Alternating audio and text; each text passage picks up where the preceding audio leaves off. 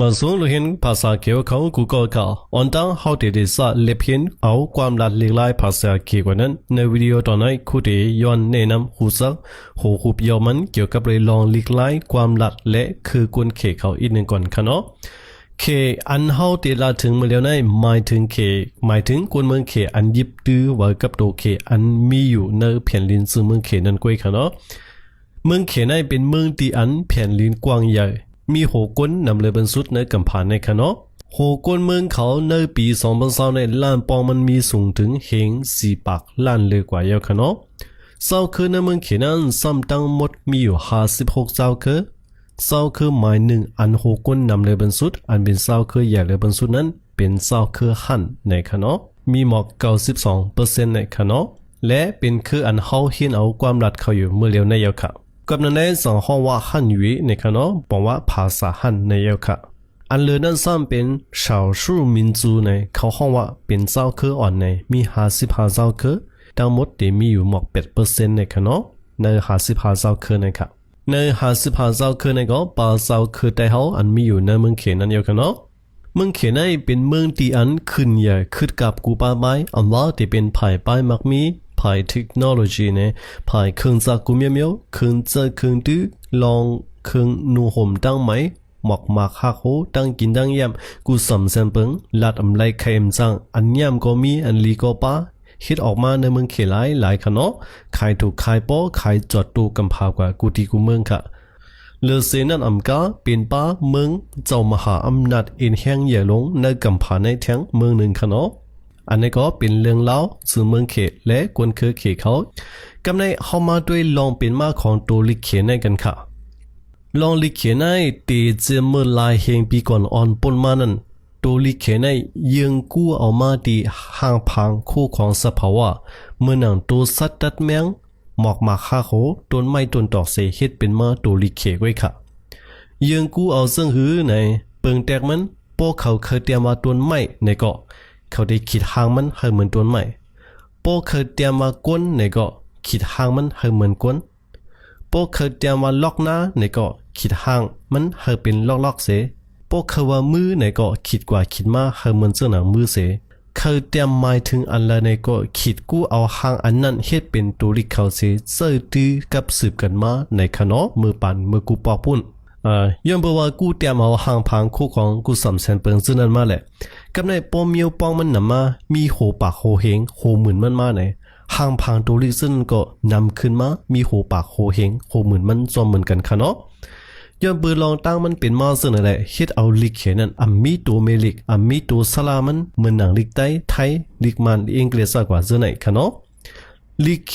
ตัวไหนเป็นตัวกะตัวไหนเป็นตัวข้าตัวไหนเป็นตัวงะพอเอาตัวไหนตั้งตัวนั้นมาป้องกันสิตีไล่ออกเส้นซึ่งไหนอันว่านั้นก็ตื้นมีเป็ดกำเหลียวค่ะลิเกกูตัวนั้นตั้งไล่เตรียมมันตั้งเสียงออกมันตีป่องมันกึกมาปาซ้อมตัวไล่ตัวนั้นหางมันกุ้ยขอค่ะเนาะกับนั่นแหละตีไล่ต้องเอาปืนตายมันกว่าซ้อมตัวไล่ตัวนั้นค่ะกำไหนคูเดมาในตัวอย่างมันลองเลียกลายและลองเป็นมาของตัวลิเขานั้นค่ะเนาะอันไหนเป็นหางพังตัวอย่างมันค่ะเหมือนซึ่งนั้นอันไหนเป็นกลางวันในค่ะเนาะตัวเห็นเขาสองหันค่ะในเป็นกลางวันกลางวันในมือปานกูปอกนั่นในตัวลิเขนั้นเหมือนซึ่งไหนค่ะมือปานเงาหักมันบุ่นค่ะเนาะ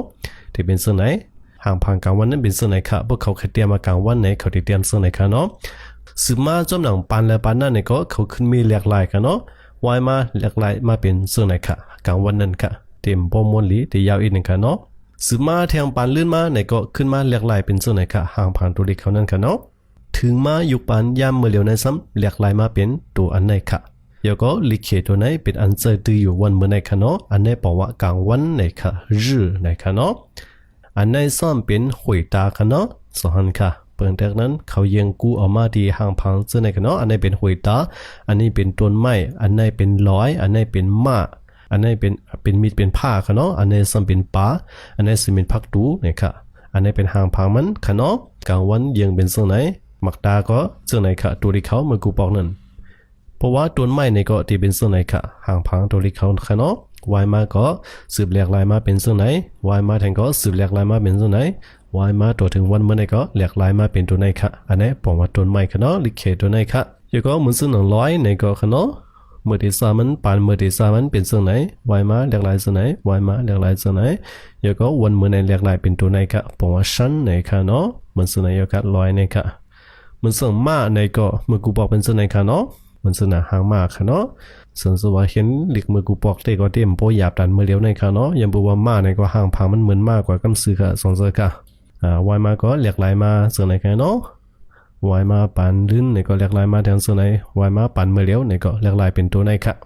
เยอะก็มันส่วนตัวมิดในค่ะเนาะเมื่อที่สาปานเมื่อที่สามันเป็นส่วนไหนวายมาเรียกลายส่วนไหนส่วนไหนส่วนไหนมันส่วนนั้นตัวปาในก็เมื่อที่สามันเป็นส่วนไหนค่ะวายมาเรียกลายส่วนนั้นสืบมาเรียกลายส่วนไหนสืบมาปานวันเมื่อไหนเรียกลายเป็นส่วนไหนค่ะเยอะก็พักดูในค่ะเนาะเมื่อกูบอกเป็นส่วนไหนค่ะเนาะพวกเขาแค่เตรียมมาพักดูในเขาเตรียมส่วนไหนวายมาเรียกลายเป็นส่วนไหนวายมาเป็นเรียกลายเป็นส่วนไหนวันเมื่อไหนอันจะดูอยู่ไหนเรียกลายเป็นส่วนไหนยาวค่ะโอเคอันนี้เป็นหางพังเปิงแตกตัวอย่างมันอันลองเป็นมาของตัวลิเคค่ะเนาะย้อนบอกว่าเขายำเรียกลายมาปันสืบปันและลิเคนั่นก็ลูกเอาดีตัวลิกอันมีหางพังเหมือนคู่ของสภาวะสากว่าเช่นนั้นเสนังหือเดลีด้วยหรือเก่าถูกเรียกลายหางพังตัวลิกมันมาหลายโซหลายปันหลายกำตัวมาถึงกับปันลื่นสุดอันเขาหันอยู่ยามเมื่อเดียวในค่ะเนาะโอเคลองตั้งเป็นมาของตัวลิเคมึกปันกูปอกนั่นในลูกเห็นเขาหูยาวค่ะเนาะกำในเขามาด้วยแทงลองตั้งตัวลิเคอันเขาหันอยู่แต่ตากูมือกูว่าในแทงไปสุดลีค่ะเมื่อก่อนออนตั้ง70 ปีกว่าเมื่อปุ่นค่ะเนาะ70 ปีกว่าเมื่อปุ่นเคเขาได้เจอตื้อลิเคอันเลียวกันหมดค่ะห้องว่าฝันถี่จื้อในค่ะเนาะห้องว่าฝันถี่จื้อในบอกว่าลิเคตัวเต็มนะคะอันนั้นก็ห้องว่าลิเคปานเก่าในค่ะเนาะก้อยกะลิเคตัวเต็มลิเคปานเก่าในคิดมันตึกนำน่ะเตรียมนานยาวต้องหยับนั่นคือเขาบอกเตรียมไงเตรียมไว้ต้องไงสักกว่าเจ้าในเสมือหมอก70 ปีปนมาในลงปองจึงมึงเขจังขึ้นเมเกไขลดยอมขีดตัวลิกเซนั้นลงพองยาก็ขึ้นเมต่างบันซื้อมาลิเคอันถูกเรียกลายอันถูกเมขึ้นนั้นว่าเจียนถี่จื้อนะคะเนาะเจียนถี่จื้อนะคะบอกว่าลิเคตัวย่อนะคะเนาะเจียนนี่ก็บอกว่าลดยอมค่ะเนาะเจียนถี่จื้อนะคะบอกว่าลิเคตัวย่อในเสยิบกำเสดือมาในจึงมึงเขตัวถึงวันเมื่อเลียวในยาค่ะย้อนลองตั้งซึ่งไหนแหละตัวลิเคนั่นก็ยินเอามีกว่า2 มิลเป็ดค่ะเนาะมิลที่1นั่นห้องว่าฝันถี่จื้อนะคะบอกว่าตัวลิเคตัวเต็มลิเคปานเก่าค่ะเนาะยก็จื้อภายอังกฤษมันสมห้องว่า traditional Chinese นะคะเนาะ traditional Chinese นะคะลิเคอันนี้ก็ดึกใจอยู่ค่ะเนาะกับคู่ส่งไกซับแรงในทางค่ะมิลที่2อันถูกเรียกอันถูกขึ้นมีเกไขนั้นสมห้องว่าเจียนถี่จื้อนะคะบอกว่าลิเคตัวย่อนะคะเนาะยก็มีจื้อภายอังกฤษมันห้องว่า simplified Chinese นะคะอันนี้ให้ลูกเห็นเขาหูไว้ค่ะเนาะย้อนบอกว่าพอเขาได้ลงฟอนต์เขคือได้เรียกลายภาษาเขในฟงในความเข้าใจกว่าซึ่งนั่นคือเนี่ยมันได้ทำเขาว่าได้เอาลิเขอันละได้เอาลิเขดูเต็มฝันที่จื้อห้าอันนั้นได้เอาลิเขดูย่อเจียนที่จื้อห้าเนี่ยค่ะเนาะมันได้ทำเขาซึ่งเนี่ยค่ะอันเขาเห็นอยู่เมื่อเร็วเนี่ยเป็นเจียนที่จื้อเป็นลิเขดูย่อค่ะเนาะลิเขมิวที่1ลิเขมิวที่1อันเขาว่า繁体字 traditional Chinese อันเป็นลิเขตัวเต็มลิเขปานเก่าและตั้งจูอีในเจอดื้อในเมืองเขไต้หวันเขกวางจงและเขฮ่องกงมาเก่าเจอในค่ะเลือสินั้นก็เจอดื้อซ้อมเจ้าคือเขซื้ออันผัดยันออกเมืองเขเสกว่าหาปุกตั้งอยู่เศร้าในวันเปิดเมืองเปิดเนอต่างซื้อต่างเมืองซื้อนั้นค่ะเนาะเขซันซื้อไหนเขาได้เจอลิเขตัวเต็มค่ะเนาะลิเขปานเก่านั่นค่ะ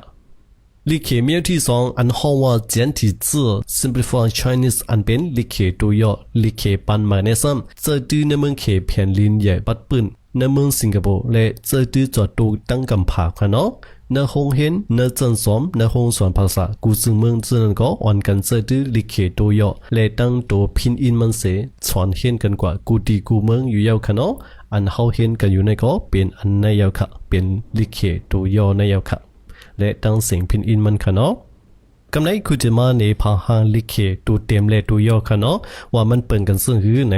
เมื่อซึ่งนั้นความปุกในค่ะเนาะคู่เอาตัวอย่างมันมาเมื่อเอาลิเขตัวเต็มนั้นที่เป็นซึ่งไหนค่ะยก็พอเอาลิเขตัวย่อเต็มซ้ำที่เป็นซึ่งไหนค่ะสังสือว่าแตก%มันในมันติดลดหมอก30%ในก้อยค่ะเนาะอันถูกลดย่อมคิดมันนั่นค่ะ ซะอันเป็นตัวลิกสีเหลืองๆในค่ะเนาะอันถูกลดยอมคิดมันพอมาเป็นลิกเขตัวย่อๆในที่เป็นเสื้อไหนค่ะตัวเหลืองๆเสื้อไหนค่ะเนาะที่ถูกเรียกลายหมดค่ะพอคนก็อ่านเห็นลิกเขปันเก่าก็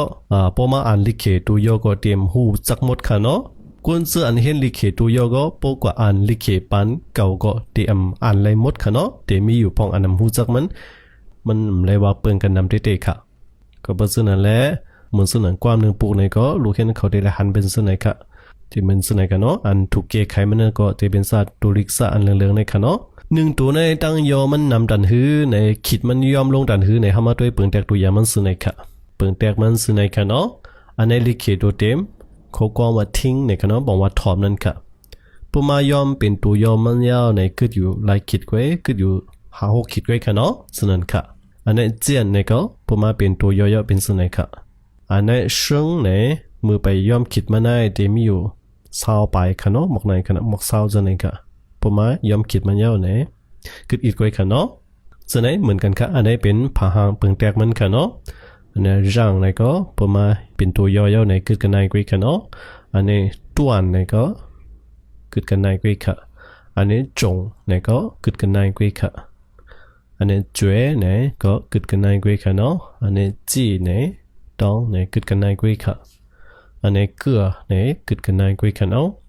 อันนี้จือยางเนี่ยก็มาเป็นตัวย่อๆก็เป็นส่วนไหนค่ะโอเคอันนี้ก็ให้รู้เห็นเขาปองเสไว้ค่ะเนาะว่าลิเกตัวเต็มและลิเกตัวย่อนั้นมันเปิดกันส่วนไหนค่ะกันในบทถามว่าลิเกนั้นมีหลายตัวในตัวลิเกทั้งหมดนั้นที่มีอยู่หมอก50,000ปลายค่ะกุยกะรู้เห็นเขาอย่าไปพรมทุกเสือข้อความและตัวลิกอันเอามาใส่ตื้อเตะๆมันนั้นซ้ำเนี่ยเนื้อปับอภิธานเนื้อปับสับแรงจึงนั้นซ้ำเตมีอยู่หมอก20,000กันในกวยถามว่าเขาได้เลยเห็นหูเอาตั้ง20,000ตัวห้าในก็ไปเจอค่ะเนาะเขาได้เลยเห็นหูเอาหมอก2 เฮง5 3 เฮงตัวกันในกวยค่ะพอเห็นหูกันในยาวรู้อันและจันลิกพื้นขาวหมดเดียวค่ะกวนเมืองเขจันลิกไล่ปานกลางกวนสมดาโยโย่สักกว่าจะไหนเขาก็ได้ต้องตัวลิกเขาไล่หมอก2 เฮง5 3 เฮงหมอกในกวยค่ะเนาะย้อนบอกว่าเขาขึ้นเอาตัวลิก1ตัวนั้นกว่าปองโลกันตั้งลิกต่างตัวเสียตีปองมันเดมีนำมาตีปองมันเดเปียกเบิ่งกันกว่าข้อความเดไล่นำมาส่วนนั้นขึ้นกวยค่ะกวยเขาตัวลิกมันซ้ำเจอที่ขึ้นอันเก่าย้อนอะไรเขาสั่งอำไลต้องตัวลิกมันนำค่ะเนาะย้อนบอกว่าตัวลิก1ตัวนั้นมันเอากว่าเฮ็ดเป็นข้อความหลายๆข้อส่วนนั้นค่ะเนาะละซื่อๆลัดง่ายๆมันค่ะเขาหูจักตัวลิกเขียวกำในเข้ามาด้วยลองเปลี่ยนมาเสียงออกตัวลิกจูอินอันเป็นเสียงหอมตัวลิกเขนั่นก่อนค่ะ